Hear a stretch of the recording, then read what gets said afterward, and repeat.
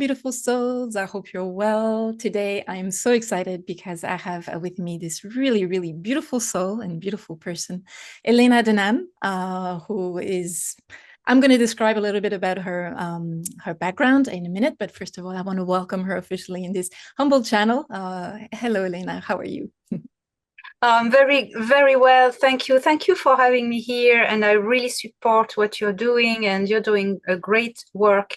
So I'm very, very happy to be on the same screen as you. It's a privilege. Thank you very much. Thank you so very much, Elena. Obviously, in return, thank you for all you're doing for this world, for the disclosure community, but for the whole Terran community. So your work is very, very precious and beautiful. So we thank you so very much for that. So, but first of all, so I want to just give a little bit of an intro for in case some people don't know who Elena Danaan is. But on my channel, I think pretty much a lot of people I've heard about you a lot. So I will just give a little bit of a background. Elena, you are a former archaeologist of ancient Egypt. You have worked with the CNRS. We're both French women who's going to have an interview in English. So that's kind of ironic and funny, but so you work with the CNRS in French for some many years. You are a shaman of Nordic descent, if I'm not wrong, and a druidess as well. So, I mean, so many things you do and have done. You're a multidisciplinary artist and creator. I mean, you are an incredible illustrator. You sing, you dance. I mean, there's nothing you don't do. It's just incredible. But most importantly, you're a contactee and have been a contactee and experiencer for many, many years. Well, for a few years, because you're young, a few years since you were a young child, and but mostly and last and not least, you are the emissary of the GFW, the Galactic Federation of World, which is bringing you into a place of being known a lot more and receiving good things, but also attacks and things that go with, having an important role in the disclosure community. So we're going to address a little bit of that, but not too much, because we want to stay in high vibrations. We want to stay in humor and lightness, because we know, as your contact, Terran Iredian, often says, keep your high vibrations. It's your job. And humor is the best way, or one of the best ways, to stay in these high vibrations. So we're going to try to remain in this state of mind and standpoint. But I still want to address a little bit that the purpose of this video today I wanted to do with you is not to repeat, if you have had many videos and interviews where you have expressed your past and, your whole story. I invite people to go on your YouTube channel, Elena Danaan, or on your website, elenadanaan.org, where, you'll find a lot of information on Elena's background. My purpose today is to present a little bit more about Elena, the person, Elena, your reality on an everyday basis. What is it you go through, the good things, the more challenging things that you go through on an everyday basis as a person, but also as a contactee, as an emissary, and someone bringing important information. So what I've noticed, I've known you for like 3 years now, since you started, and I've noticed besides the haters and people who are just trying to attack you because they're like paid agents of the deep states and things like that, there's also just normal people who are either a little bit envious, how come she's like the emissary of the Galactic Federation of Worlds and things like that, and other people are putting you on the pedestal and they're like, oh, Elena Danaan, and they just, they kind of worship you in a way, which, we should not worship anyone and be in our sovereignty. So in this spectrum of extremes, there's a normal person, there's you, Elena, living your life. And I want to bring a little bit of that without prying and without going into your intimacy, but just knowing a little bit more about who you are and the realities you go through. This way, people can have a little bit more realistic view of what it is to be an emissary for the GFW. So I'm going to delve into the questions. This way you can, tell us a bit more. On the everyday basis, how do you ground? What is your energetic hygiene kind of practices to deal with attacks, maybe physical or with, energetic? And how do you stay grounded? How do you stay high vibe? What's your physical, concrete ways in dealing with keeping a high vibration? Well, thank you for bringing these topics. I think it's very necessary for people to understand who I am.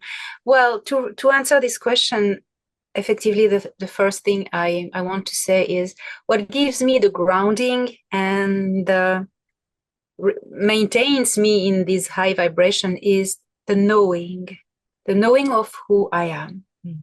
And when I remind myself of who I am, well, you know, all these attacks just shatter into dust in the air and dissolve in the ether, because who I am is my truth and I know it, so I remain in it. And from this place, nothing can reach out to me, you know. Nothing can destabilize me. And this is what everyone should do. I want to guide by example, showing myself what I'm doing. I have been taking people by the hand since 2020 to show them the journey. What is the journey of the self-discovery and where does it lead to? And when you start to shine, the wolves see you. Yeah, of course. But that's part of the journey. The more you draw light, the more you draw shadows. Mm-hmm. People say, and I have noticed, everyone has noticed that I have changed in the way of my demeanor, in the way of how I speak, how I move, maybe, I don't know, you know. It's because my frequency changed, because I got closer and closer and closer to who I am. Mm-hmm. And it's been for me a journey to self-rediscovery. And now I have all the pieces of the puzzle. And I want to show everyone that this is where you are meant to go. This is the journey everyone needs to undergo. Absolutely. Towards transmuting into this diamond soul that we all are. Mm-hmm. And this alchemical transmutation goes by first going through the dark. Well, I've spoken about all these things, and what grounds me, to go back to your questions, is this knowing, but also have a spiritual hygiene, which is always, every morning, before all things, I do this meditation where I check all my protections. Mm-hmm. And I connect with my frequency, and I embrace my frequency, and then I start my day, and I do the same at night. Mm-hmm. So that's what I'm doing. But the knowing is the key for everything. Absolutely. And that phrase of becoming who you are, and to remember that, is so absolutely the crucial journey we all need to kind of take. And, you know, we all try, and also Alex Collier is someone who also insists a lot about this. And this is something we should really try to just not follow, but to just go into that journey. And there's so much going on right now that can prevent us from going within and trying to find that light within ourselves, but also find our shadows and face those shadows, because we all have them, and it's an important journey to do to deal with those shadows. So I totally agree with you how absolutely crucial that is, and I'm sure it brings you a lot of high vibration again to protect you from attacks in that way. So that's wonderful. Thank you for sharing that with us. I wanted to ask you as well, since you're such a creator and you're such a, you do so many art forms, I realize how busy you are and how it is difficult for you to find the time to just do everything you want. But do you feel that on an everyday basis you're able to still connect with that creative part of yourself? And I'm sure you do, because you write and you draw, and in what you do for your actual work as an emissary. So but are you able to connect to that creative part of you on an everyday basis to keep you grounded, but also to bring you these high vibrations? So I use my creative ability in many ways. On a spiritual level, by helping create this new society, this new world filled with high energy and promises, and the future as I've seen it, I helping it being created and manifested through all people. Yeah. on an earthly basis, the creativity, I use it through my work, because I can not afford to have time now to just free expression creativity like painting. It needs to have a purpose. I cannot afford this anymore. So my creativity passes in, of course, the illustrations for my books, but it's always quick. So where I unleash it, it's throughout my video production. I love putting out my creativity as a tool for my video productions when I want to pass on a message. Instead of standing in my living room, and just switching on the camera, I have this creativity that is bursting around me, and I need to use it. And this empowers the message so much, and I'm very happy with doing this. People can criticize, oh, she should be, in a boring living room with a flower pot, a curtain, and a boring dress or a t-shirt. That's not me. That's me. Yeah, absolutely. And I personally, I find that it's really part of expressing who you are again as this really extremely creative soul. And you always bring beauty in the colors. And again, yesterday you shared with us this amazing, beautiful trip you did in the Sumerian, with, going back to Sumerian history and corroborating that with iconography and things like that. And again, you have this way of bringing beauty and colors and light and music and things that just, it makes the whole experience a complete holistic experience, and that's really part of who you are, and we love that about you. So it's wonderful. So thank you for sharing such creativity with us and such beauty in so many ways. Do you feel that on an everyday basis you're able to kind of manage your time? How does that work? Because sometimes I'm trying to imagine, oh my God, does she sleep sometime? Does she, can she have like a normal life? Can she go in her dingle village and just have a coffee? Is that something she can do? Or is she in a state where she has to be protected and be in a state where you're always kind of managing your time on a minute basis? Or how does that go for you on an everyday basis? So regarding protection, it's a 24/7. I've received 3 DU attacks, direct energy weapons. I'm receiving threats, serious things, regularly. So I cannot go unprotected. That's it. That's my life until the end of the war on Earth. So I'm very careful, but I allow time for myself. I go for a walk every day, and have my lunch or coffee outside sometimes when it's not raining. Which in Ireland is rare, I imagine. Yes. And that's usually at the start of the day. I do all these things, to ground in the world I chose to live in. And then I start the job. And it's very, very intense.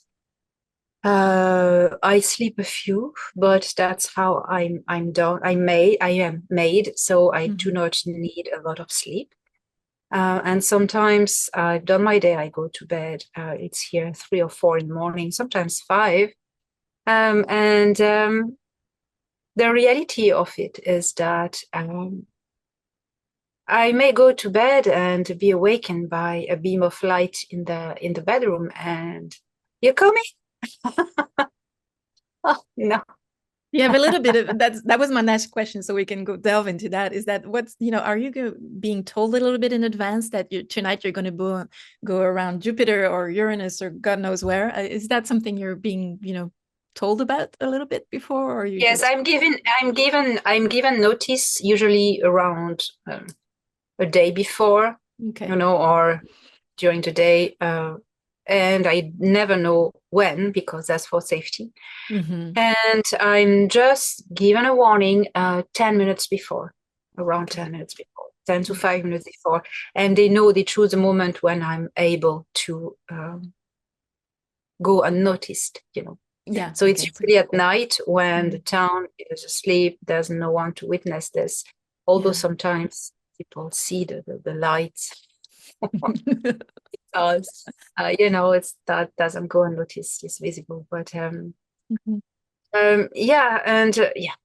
that's so that must be a little bit challenging sometimes to have just you never know when it's what I'm trying to say is that it's really a vocation for you, in the sense that it's really something that you have chosen to give all your time to. It's something you do. I mean, it's a kind of a 24-hour type of thing for you. I mean, it's not just, I'm saying this because, again, some people might say, oh, she's so lucky, so lucky. But people don't realize how it is to completely invest your time, yourself, your energy, and just being at the service of others in that way, and in the, not the cause, but you know what I mean. So it Yes, involves. I mean, this job, this job I've chosen. It's not all romantic, it involves being under constant attacks, defamation from the deep state, pressure, people pretending, channeling my contacts, like the like the Valnek nonsense. I have to deal with these things. Yes. But it's also, teleportation is not fun. It's challenging physically. Physically, it's challenging. It's not scary, but the first times it's scary, and then you get used to it. It's safe, but you're gonna feel all your particles disintegrate and reform, and during that few seconds, it's less than a second. Your heart doesn't beat. You're not breathing. Your thoughts are just frozen. You're nowhere and nothing. Yes. And that's something you need to really experience. That's not fun. And the dizziness when you are recomposed. Mm-hmm. So that the tractor beams are not used anymore because it's not safe. People can see it as well. Yeah. But that's this. And then, travels in space, when you have a body like mine, which is a normal woman body. I'm not a trained astronaut. I'm not super fit. I don't have muscles everywhere. It's challenging, the difference of electromagnetic field, gravity, pressure, density, radiation, all of this weigh on me, on this body. And I am regularly experiencing a lungs and heart problem. It's like a bit of lungs collapsing because of all the difference of gravity and pressure and these things. It's always recalibrated because I'm given either a density belt, frequency belt, or a smart suit, or sometimes it's done differently. But this is challenging physically,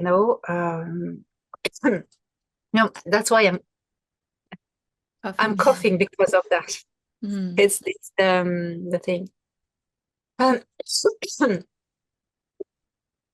Yes, and it's tiring, sometimes I go far and I come back and I need at least 2 weeks to recover the tiredness, physical tiredness, yes, of going into other environments. And it's not traveling on Earth, it's traveling in other gravitational fields, and the frequencies as well. Sometimes I change a frequency level and come back down, and because who I am, I can do it. Because of the person inside of this avatar can do it. Mm-hmm. That's why. Yes. And anyway, it is my eternal mission. Mm-hmm. So I hope that answers. Absolutely. It must be challenging indeed, and especially not on an everyday basis. But do you often, does it happen that sometimes you're going to go like every day to a different place, or usually you have some time to rest, and like you mentioned 2 weeks, usually you're going to have a little bit of time between journeys to recover, or sometimes it can be really close one to the other? It's been rare that it's been days consecutively. Or Okay. it's only when big events happen, I have to be there to meetings. Yeah. And but usually it's minimum 3 days between, for my body to adapt to Earth conditions of pressure and gravity. Okay. That must be quite intense. You mentioned about that light being that you are, this soul that you are. You have mentioned many times, and you are of Altian matrix. You have mentioned as well in the past that you, before coming into this incarnation, you were living a life on Era, if I'm not mistaken, Yes. And you have a body which is in a stasis upstairs, and while your soul is incarnated here in this 3D body. Would you like to, if you are allowed, and if that's something you're comfortable with, give us a little bit more background about what is that life for you on Era? What is, what the circumstances of your life there? Is that something you're allowed to talk a little bit about? Again, I don't want to pry, but tell us a little bit more about your life upstairs. Well, my life on Era is in the future, is in 300 years in the future. Mm-hmm. I incarnated there in the future to be part of the Envoy program and to have a connection, a genetic connection with the Ahel race, because the Ahel are mainly at the head of the Galactic Federation of Worlds, and all the technology is Ahel. So Ahel interfaced, not only, but there's a lot of that. So I need the genetic connection. Soul carries the frequency of the genetics you have once incarnated into. Yeah. So that's important. Mm-hmm. There is also a hell in this biology, so that matches. It was for being part of the Envoy program. My life there, I want to keep a little bit private about it, but no problem. Yeah. No problem. It's okay. It gives us an idea also why you particularly incarnated into that particular star nation to come here. It's interesting to understand the connection between the genetic background that plays a part in there. So that's kind of interesting. We after 3 years of listening to your beautiful material, we kind of got attached. And again, it's your friends, it's your connections, but we have connected with these people you have presented to us, maybe Torhan, Myra, Janhan, Akvaru, all these people. And it was such a pleasure for us to discover more about them. Anax, obviously. Would you like to give us just a little bit of update on about how these beautiful beings are doing it? Because I know a lot of us are just wishing to know how they're doing and everything is good with them. Something very important is that there are people like everyone. So I know I need to repeat this, but do not worship them. They are not ascended masters. They're not guides. They're just people. They just live on another place than this planet. Absolutely. So Anax is very busy now. He's one of the counselors at the Council of 6 now. Former Council of 5. It's soon 7. I give updates on. So that's great to see the old councils really reforming, and it's amazing. It's an era of renaissance. Anax is very well. He's very busy now. He's on Al Nilam. He's working a lot in the Orion zone to make sure that all the gray hives are returning to a natural organic structure, and that everything's now is well. Nobody's thinking anymore of taking over the galaxy again. That's reassuring. So, but there's not only the Council of 6 there. The Intergalactic Confederation has a big presence in Orion now. And of course, the Anach Empire, the Anachim or the Anunnaki. Anyway, that's for Anax. Torhan is very busy. Torhan has been promoted High Commander or an officer in the High Command of the Excelsior, the battleship of the Federation. Yes. And he has now access to diplomatic plans. That's why he was able to bring this device to General von Herk in the Blue Ridge Mountain on January 6, 2023, because he's entitled to do this work. And because he's connected with me, I could report on this. Yes. Terran is very busy. He has now access into the diplomatic spheres, which he wasn't really into diplomacy. He was more into action all the time. Now, it's everyone's journey, and it's his journey too. And he's discovering a part of himself that he had neglected, which is the nobility that he carries and the importance. So he's embracing this now. And I'm very happy to see him embracing this aspect of himself. Myra, she's on Nayan in Sirius B. She's back with her family. She's been back there straight away after the Orion Nebu hive was dissolved, because the Nayan Tashkelu people are taking back their sovereignty. They've done it now, the Ashtar Alliance has been dismantled. The Alliance of the Six has been dismantled. So Myra now is very happy. I visited her. It was a challenging journey. I imagine. Very challenging. I visited her, and I love Nayan. I love Nayan.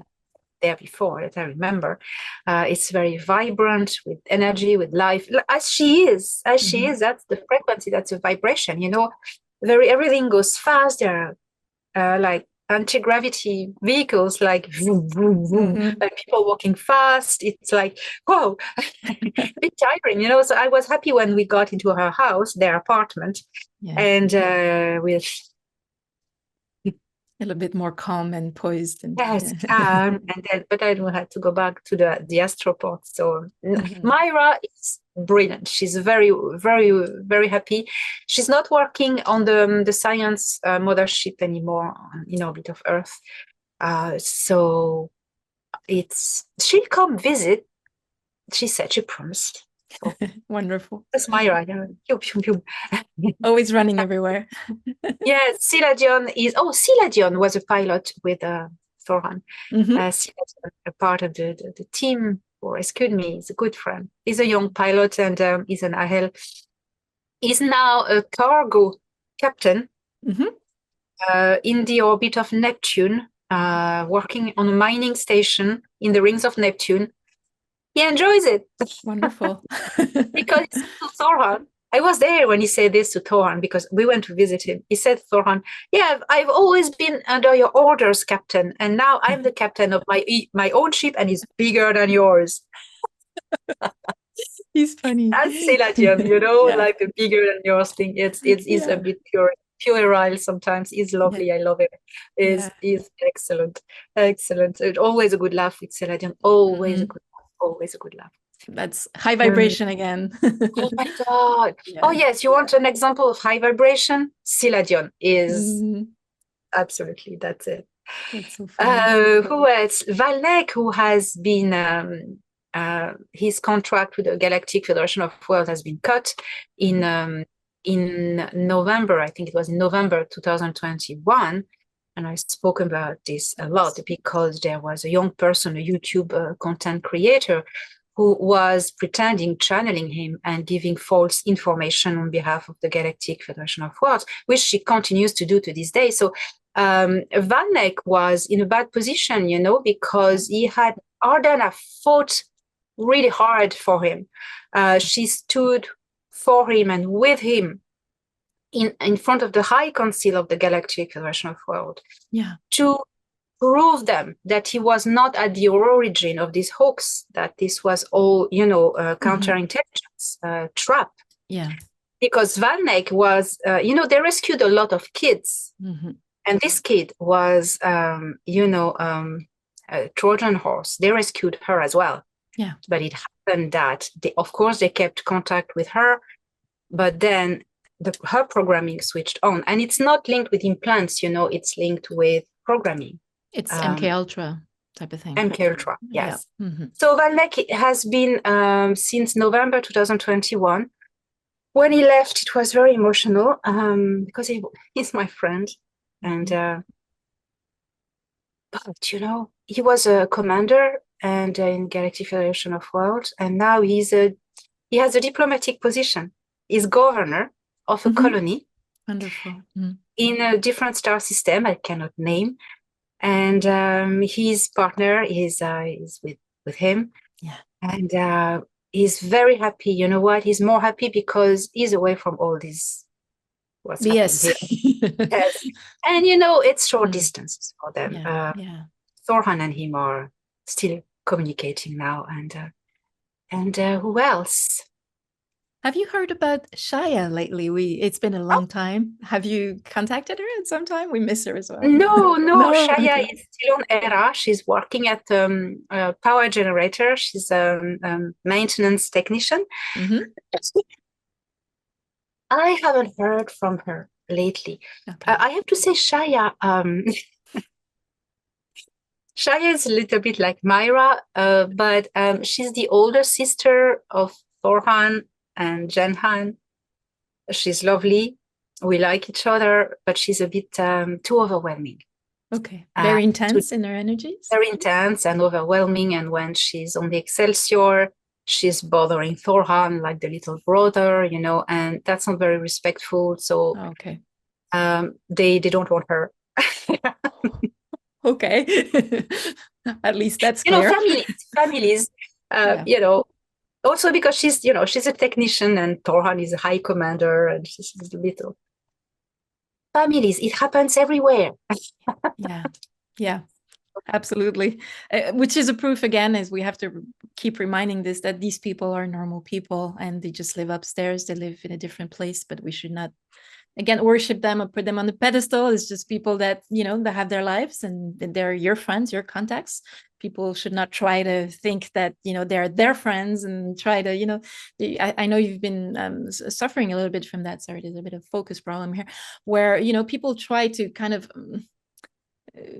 take your contacts and just try to make their own, and instead of actually connecting to their own galactic families or their own people, which is again part of that going within and doing that inner journey and discovering who you are. And if you are a starseed and maybe perhaps you have a family upstairs, to connect with your own family instead of trying to connect with other people's family, which is something you've said often. It's not our place to do so. And also my contacts make a very important point, and they all insist on this, that they speak only with me. And there's a reason for that.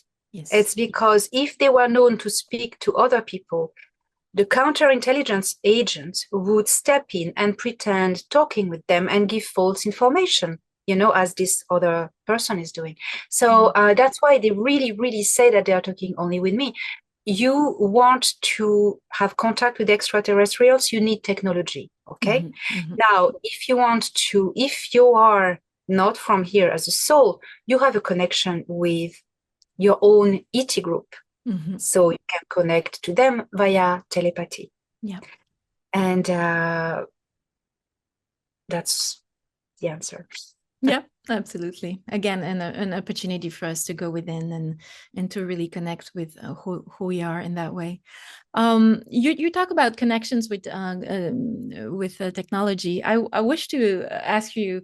You have mentioned with Dani at some point that there was a possibility that Archelios, which is Tuatha De Danaan, I'm sorry, I don't know how to pronounce it well, ancestor of yours, if I'm not mistaken, correct me if I'm wrong, who is living in Agartha in Earth. And there was a question, eventually there was rumors out there that there would be a possibility for him to address to humans and Terran humans, but you mentioned that we would need technology to do that. Could you talk a little bit more about this aspect and why it's not presently possible to have that conversation with inner Earth people? Because Archelios lives in a place where it is fourth density, so he would be invisible on screen. Yeah. So you need a technology that can transpond from the fourth density. And that's about camera and microphone. And we do not have this technology yet. So, that's just the reality of it. We're not there yet in terms of, you had this, you shared with us, like I said a bit earlier, this wonderful traveling journey, I'm sorry, you've done in the Near East, in the Mesopotamia. And it was absolutely amazing to follow this journey with you, and to see all this iconographical analysis you did of this amazing material, which was corroborated by ethnographical as well, study of the Yazidi people, who speak a language that's actually descending from, not descending, but originates from the ancient Sumerian. So that was absolutely amazing. And I encourage everyone to actually follow this beautiful series of video Elena did in her very creative and beautiful way, but very, very fascinating iconographically and ethnographically. But also I wanted address something that's part also of who you are, is the question of psychometry, which I find really, really fascinating. This connection that one has, or gifts, if you want. We all have gifts. Okay, let's remind each other of that we all have gifts, but it's a question of developing them more and making it a priority.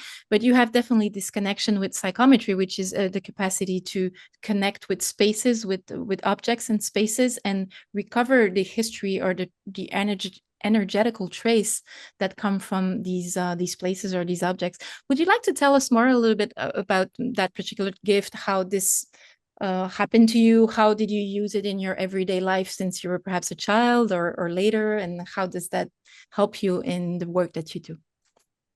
Thank you very much for this question. Well, everyone can do it. This is part of the human abilities when you are activated.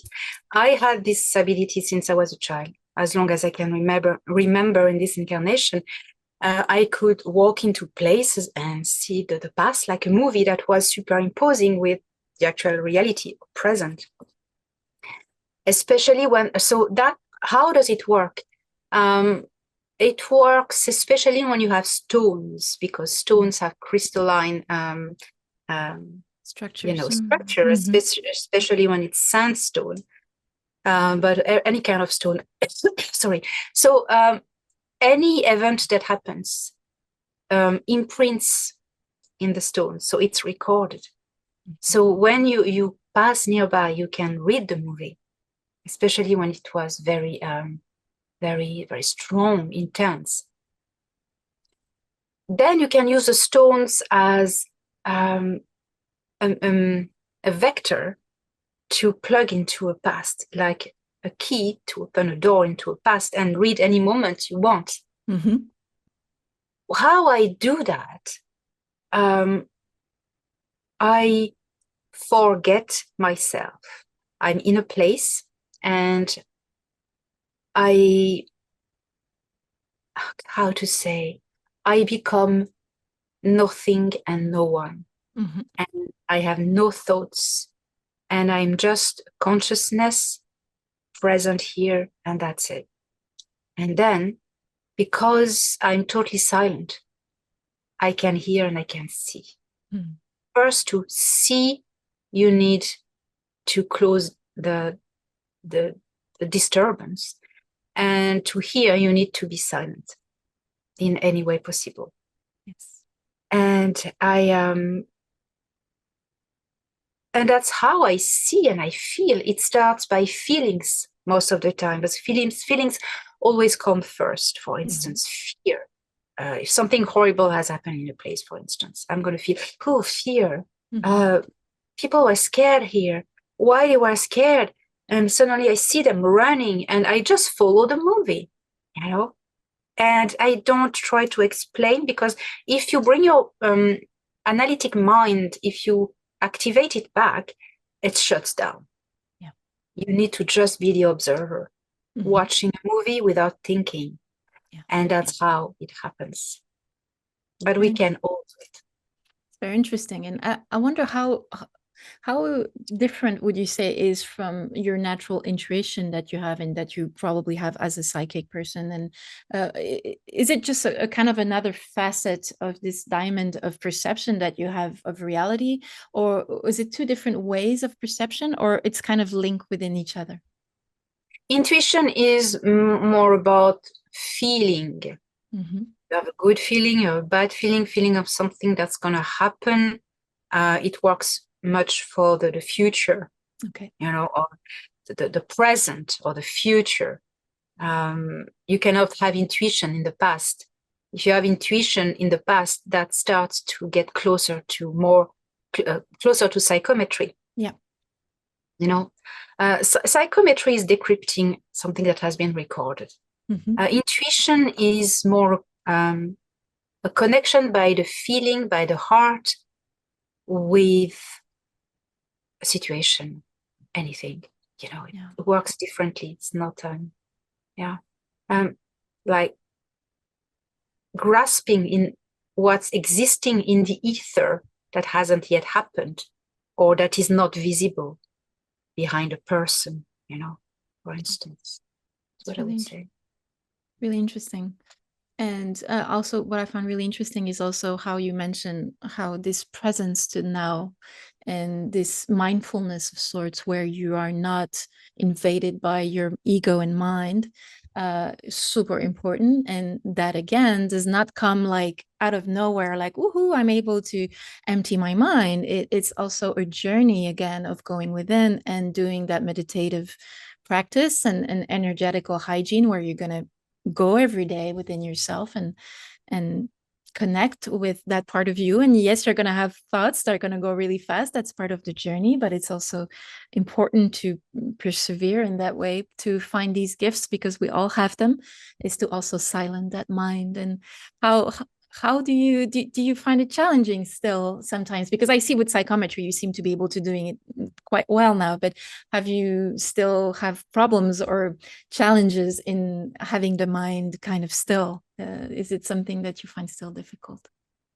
Well, if, for instance, someone I'm about to do psychometry on a site, and someone comes to me and tells me something that is going to upset me, that's not going to be easy. I will first have to deal with this feeling. And when I'm dealt with, I'm going to do the psychometry. That's so, that hasn't happened yet, but something tells me nice tea. Oh, it happens sometimes. I'm usually on my own. But if I don't know, you need to be calm and grounded, and in total, the emotions need to be fluid and wind. What I find amazing about your journey in general and who you are as a soul and as a person is that amazing equilibrium there is in your life between your right and left brain. In a way, you have this incredible intuitive gifts and things that you use for the service of others and things. But at the same time, you have this analytical mind as a scientist and as a researcher. And I find that really amazing how you're able to actually harmonize these two, as always, the harmonization of two elements in your life that create a beautiful harmony and balance that I find amazing. And I was unable to to be present at last year's GSIC, and we're going to talk just a tiny bit about GSIC that's coming soon for this year in 2023. But I was not able to attend last year's, and so I purchased the beautiful material that was made available by Dani Henderson online. If other people want to listen to that, it's really fascinating conversations all the speakers had in GSIC 22. And Elena, you did this incredible presentation on Star Nations technologies. And knowing how you are a French speaker, but a native French speaker, I was absolutely amazed how your conference and your presentation was fabulous. It was super clear, super interesting. I learned concepts of anti-gravity, antimatter, things like that, which are very abstract to me. And I've never been a scientist really much in my head. And you had a way of not only grasping all these concepts, but expressing them in a very, very fluid and beautiful way. So again, it just strikes to me how you are able to really balance the mental or analytic abilities you have, but also your right brain type of how do you find sometimes it is a challenge for you to conciliate both aspects, or do you find a good harmony in your everyday life within yourself? I never encounter this challenge in fact, because everything everything I live is physical and tangible, and meeting with real physical people or hearing through real physical technology, so it's not a challenge because that is at the start grounded already, What can challenge me is the emotions generated by humans. Sometimes I'm very overwhelmed by so much love. That's beautiful. Oh my goodness, I'm so blessed, and the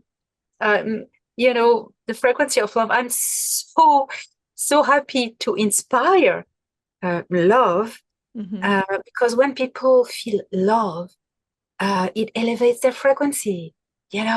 Absolutely. So that's just I get excited. I get excited, so I have to brown. Okay. That's brilliant. Your mission is working. People are raising frequency. Go back to work now. And the other way around, like awaken more people.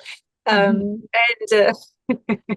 and because that can make me so happy, I go, and also feeling sad the other way around for people who think they hate me, because I say they think they hate me, because in truth they hate something in themselves. When they love me, they love themselves. They love what in me resonates in themselves, and they love it. They love themselves. When they think they hate me, in fact, it's my as I always say, it's my privilege to trigger these people, because I become the trigger for them to find their own darkness. And it's only by spitting their own darkness outwards that they see it, and they can heal it, they can work on it then, So but when I see that, I want, when someone, for instance, that I have there are groups on internet and even on Telegram who are dedicated to hate me. I know, right? They would find anything I say or published, and they would turn it the other way around and hate me the most as they can, and defame me. But in fact, that makes me sad. Not for me, because I know who I am, but for them. Because, okay, I'm the trigger that they see their own darkness, but some of them are so entangled in it that I don't know if they're going to get out of that, and it makes me sad, and I think if only they could stop for a minute, not a second, a minute. A long minute. Long minute, that they consider exploring the awareness of their own beauty. Because these people, it's me, it's you, it's everyone. We are all the same. We are on a journey. And these people, I really wish that the trigger will break the shell, and they suddenly find who they are. And who they are is beautiful, but they don't see it. They dedicate their time at hating themselves, something in them. So when I think about them, I just manifest that love reaches out to them, that because we are all fractals of source, right? So they are as well. I pray, I don't like the word pray, but I manifest that the fractal of source in themselves, source sees it and just bursts it, and suddenly they see who they are, if everyone could see their own beauty, that would be, I can't wait for these times, but these are times of revelations, and everyone is undergoing this. So I respect their journey. And It's, I'm happy to be the trigger for it. at your own cost, because I'm sure it's a cost to pay, but in a way, being the mirror for this darkness in a way is a way for. It's probably the most challenging work you're doing, in the sense that it's playing the bad role, but at the same time it's the most important one, in the sense that you're helping these people who are in lower energies, trying to get out of their shell, and that's really what we need right now in our world. But you know what you say about people having to stop a minute about either hating or whatever it is they're doing. I think it also applies to pretty much everyone, and I will include myself in this because I have a lot of trouble meditating, although I try every day. Is that it's not just about, you know, the people who are saying bad things or the haters or whatever, but I think everyone is really important that we try to find that time and make it a priority on an everyday life to stop a little bit the noise. I mean, I have nothing against social media. I think it has, like you say about AI or about any other thing, it's a tool. It's what we do with it that's going to change everything. So social media in itself is not necessarily a bad thing, as long as we stay discerning and sovereign in the middle of that. But sometimes taking a little bit of a break and just getting in contact with us, with ourselves, with our light, with our shadow as well, and do that shadow work. But so I think this call to going within and trying to see the things that we don't necessarily want to see is not just for the people who are being negative, but also for everyone out there, you know, to just, because this is, I feel from what you say, from your work, that our friends upstairs are kind of saying, well, now it's your turn, guys, you know, it's your turn to do the work for making this planet evolve. And, you know, we have to stop thinking that they're there to just save us and we're waiting for the next intel. It's really about us doing that inner work you're talking about. So do you want to address a little bit more about that, or if you have something to add regarding that? Yes, there's the distraction. I mean, the deep state has been working very, very well, and notably the letter agency, to create divisive narratives, reappropriate information, to use it into spreading lies. I mean, and everybody's grasping information outside. Stop it. Everything you need is inside. I mean, you have the direct connection with source, with the Akashic records, with do you know really who you are? Well, find out. Because when you find out, you don't need any external source for knowledge. That's it, you know? I think a lot of people hear that, like intellectually they hear it, but they have a hard time. And I think it's not a lack of willing, they're well intended, but they have a hard time grounding it into the reality of it. Would you be able to give a little bit of your tips into concretely, like, what is it to go within? Like, what would you do? To go within, you need to cut ties with anything that entangles you with what's outside. It's easy to cut the distractions of the social medias, especially when you can identify fear. When it's fear-based, it's psyops. My tip is, I call it the coat of worries. Lovely all my image. worries, because it can be a hat, it can be I start by the principles that we all have to deal with this 3D life. We have bills to pay, we have family problems to deal with, you have friendship relationships to deal with, we have money, work problems. We cannot deny it, okay? So if we say, okay, I'm going to meditate and pretend I do not have any problems, well, that doesn't work, because you are in denial and somewhere the frequency is off. So my coat of worries says, I'm going to remove my coat of worries temporarily, the time of my meditation. It's there, it's invisible, it's beside me. And I know that I will take it back after my meditation. I'll put it back and I will deal with my life. That's reassuring. because you're not in denial, and you know you're going to deal with your problems after. So you're going to, so you're going to go shopping and you're going to do everything that after. So that's reassuring. Then you're free. Yeah. You're free. First tip. Then I first go by the awareness of the physical body, tensing all muscles from toes to head, one after the other, tense, release, tense, release, relax, And while you do that, you become totally aware of your body and nothing else. And once you've done it, you are this body. And once you are this body, there's nothing else.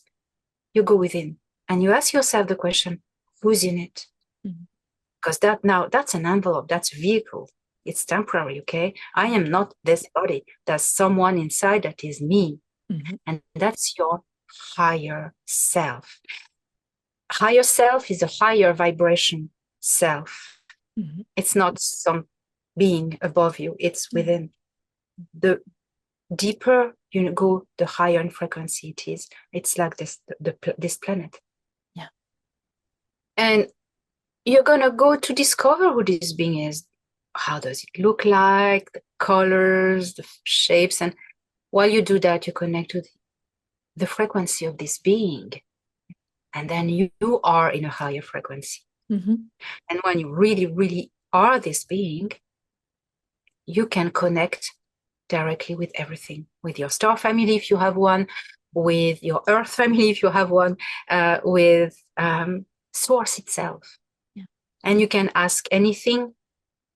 The universe shows you the answer. And there's a power within us that has been hidden by religious institutions of this planet. This power allows all human beings on earth, all human beings, to set themselves free and be more powerful than those who want to control us. This power is the alchemical polarized two coils of the Kundalini. And it sleeps in the base chakra, okay? And when you activate it, it's going to turn coil. Like it's like a Tesla coil. It's going to create a power plant. And when it arrives at the pineal gland, it implodes. And the vortex opens. And then you connect with your true power, all your abilities, source. You can do anything. You can modify this reality. You are invincible, powerful, free. And that's what they don't want you to find out. So meditate and study the different ways regarding to your ancestral culture, how to activate this Kundalini. Work on that. Do it when you find out, do it every day. That's your power. That's where it resides. And do it until you manage to blow up the lead on the pineal gland. You will be impressed. Thank you, Elena, for sharing such, I feel, profound information, which is not what the information you bring about star nations and disclosure is absolutely crucial, obviously.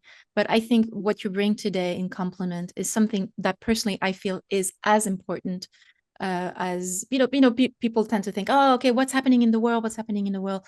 Yes, that's important. But, going within and finding your own answers are really, really, I feel, at the base of it all. And what you bring again today, and thank you very much for that, and is to, because I think we have a lot of new people kind of awakening about all of this is happening in the world.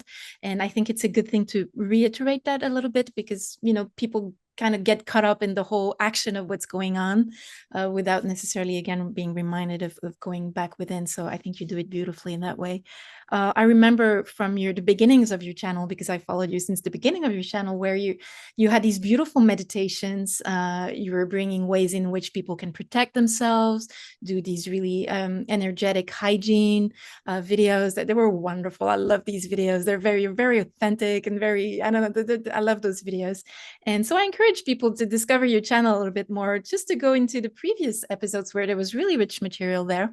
And also, again, before we kind of wrap up here, I want to also to mention two of your what's the word?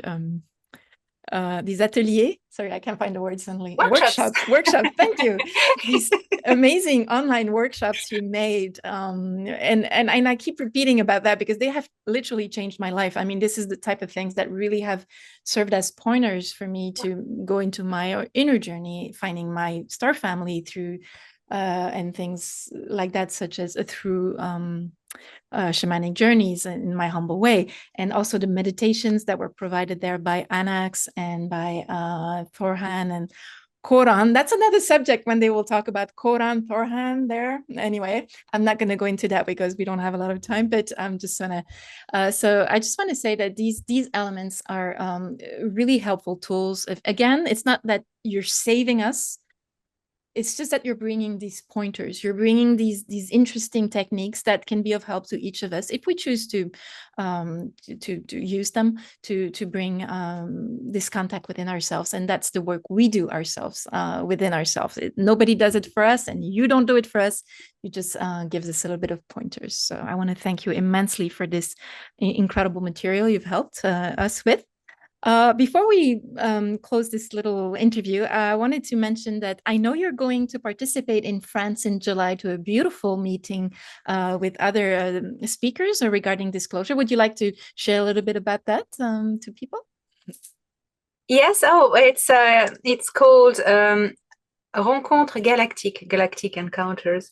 It's in a castle near Tours in France, and it's around the 24th of July. I don't have the date. Yeah.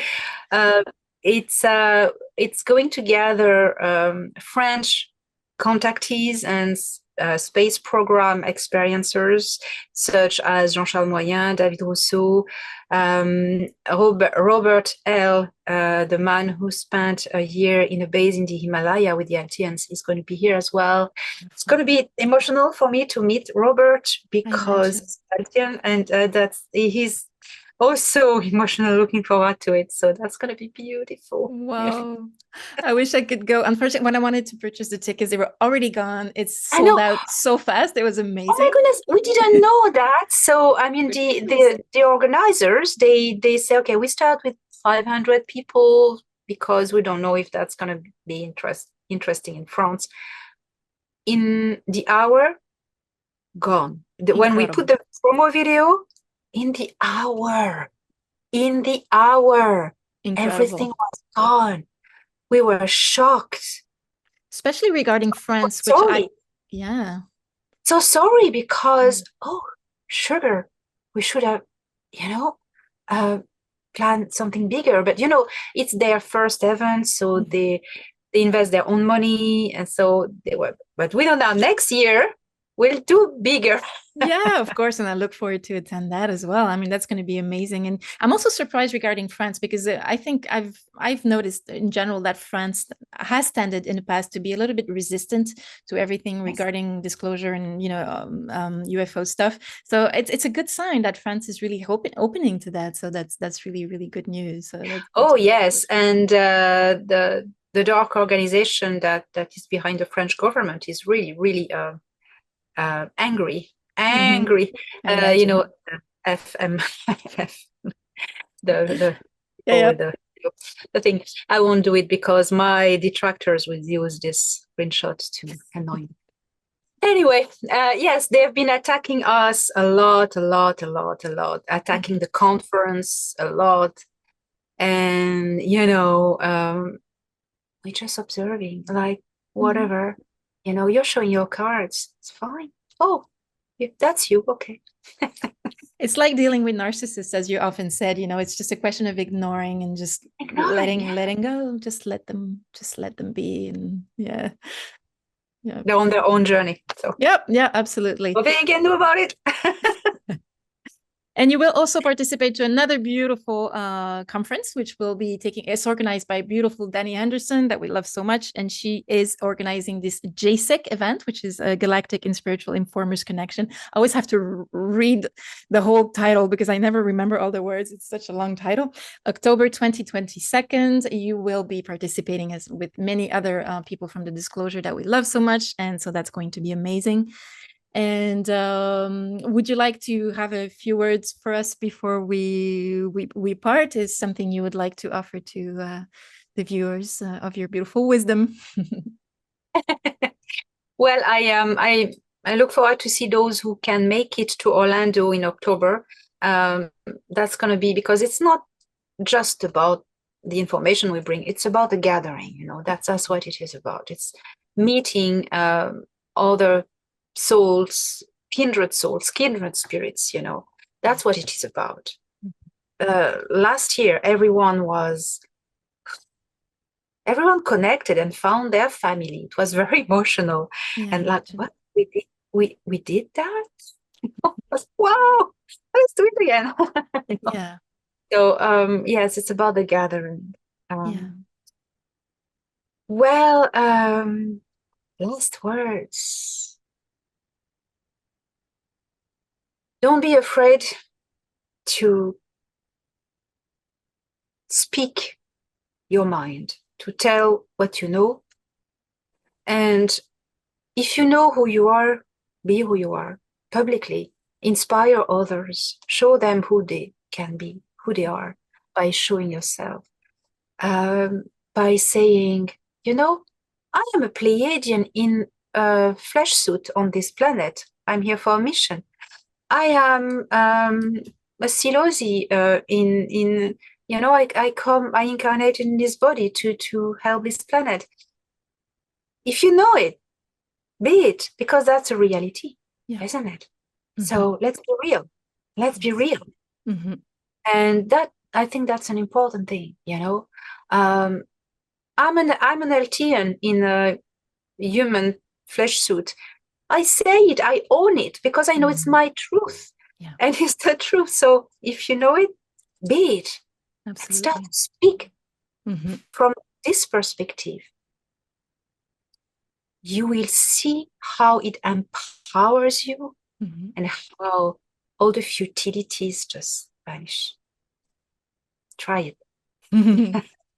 Beautiful words. Thank you. It's very inspiring because I've had my own, as you probably know, I have my own challenges in affirming, you know, to the world who I am. And, you know, because I think that another element that's playing a lot is that we feel that we always need some proofs because we are encouraged more and more to have actual physical proofs of, you know, of the things we bring to the world. And so it's not always easy to have proofs. You know, I can say I'm a Pleiadian, I'm from Era, whatever, I'm this and that, and I have my twin flame upstairs. But what, you know, as much as we know it inside of us in our heart, we know it as a knowing, and that's probably enough in a way. Some people, I guess, are scared that they don't have an actual physical proof of that, and they're scared of being attacked in that way. So is it because they have wounds to heal? Yeah. You know? Yeah, absolutely. To be more sovereign in that way and just own it. Yeah. Don't care about the judgment of others. It's their judgment. It's they own it. It's not who you are. It's who they think you are. Yeah. Is it that important? No. Yeah, absolutely. Very wise. Thank you. Thank you so much, Elena, for sharing with you your beautiful, not only your beautiful wisdom, but also your experiences. I mean, there's 100 millions of questions I would like to ask you, but I think we covered a little bit more. Oh, I would love to. I know how busy you are, so I don't want to impose in any way, but it was really a pleasure a real pleasure to have you and share about the inner journey, the going within, which I keep repeating all the time on each of my videos. And I feel like I'm talking to the wind and I don't know. So you bringing it, you know, kind of supports in that way. So I thank you for offering a little bit of that. Before we go, I just want to say that we're going to put the links under the video about how to reach you. So either your YouTube channel at Elena Danaan or your website, elenadanaan.org.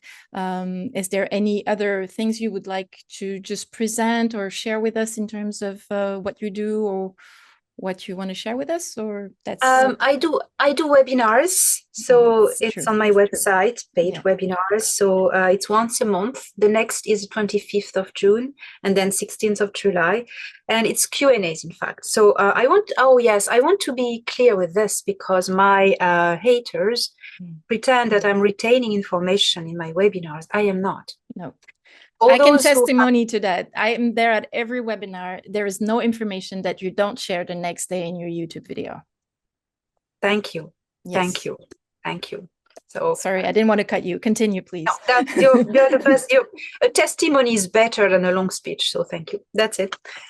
And, you know, it's also people get the privilege in your webinars to have a one-on-one kind of exchange with you, having Q&As. So, and, you know, you're a normal person, you have bills to pay. It's normal that you have a webinar, and you're definitely not charging a lot for that. Some people have Patreon, some people have, you have to live, you know. So, and like you say, you're not retaining information. It's always being transferred to people through your YouTube channels. And, you know, so the haters are just trying to find a way, you know, to pick on you, because they, you know, it's pathetic.